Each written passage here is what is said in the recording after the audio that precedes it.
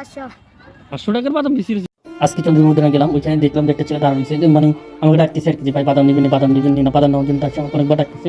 But আমার কাছে তো কোনো টাকা নাই। আমি বললাম যে ভাই কাছে টাকা নাই। পর বলতেছে সমস্যা, টাকা লাগবে না, নেন।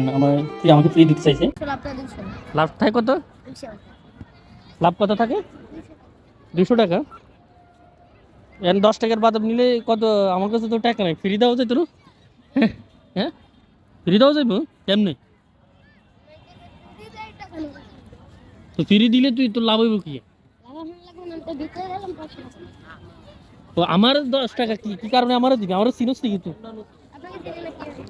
ওই তো এটা তো আল্লাহর কাছে দায় থাক। ছেলেটাকে বারবার বললাম যে আমার কাছে তো টাকা নাই, তুই তো আমাকে কেন ফ্রি? কয় না, নেন, সমস্যা নাই, টাকা দেওয়া লাগবে না। পরে নিলাম, চিন্তা করলাম আর কি, ছেলেটার মনটা চাইছে, সে টাকা চাই চলে যাচ্ছে আর কি, মানে আমাকে দিয়েই চলে যাচ্ছে।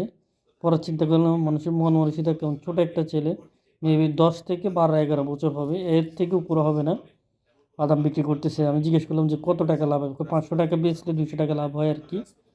পরে আমাকে বাদামটা দিয়ে গেল আর কি। পরে আমি চিন্তা করলাম, ডাক দিছি, চলে যাইতেছি, যাওয়ার সময় ডাক দিয়ে বললাম যে আমার কাছে আসলে টাকা আছে, আমি জাস্ট তাকে ট্রাই করছিলাম আর কি।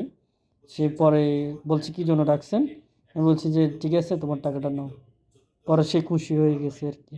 তো চিন্তা করলাম যে এই জিনিসটা থেকে একটা জিনিস বুঝতে পারলাম আর কি, আসলে ছোট্ট ছেলের মন মানসিকতা কত। আমি মনে করছিলাম যে আসলে সে, আমি যখন জিজ্ঞেস করছিলাম যে আমার কাছে টাকা নাই, সে বলছে ঠিক আছে, টাকা লাগবে না, নেন। কিন্তু আমরা অনেক সময় বিপদে পড়লে কারো সাহায্য চাইলে পাই না, কিন্তু ছোট্ট ছেলেটার দেখে অবাক হলাম আর কি, এটাই।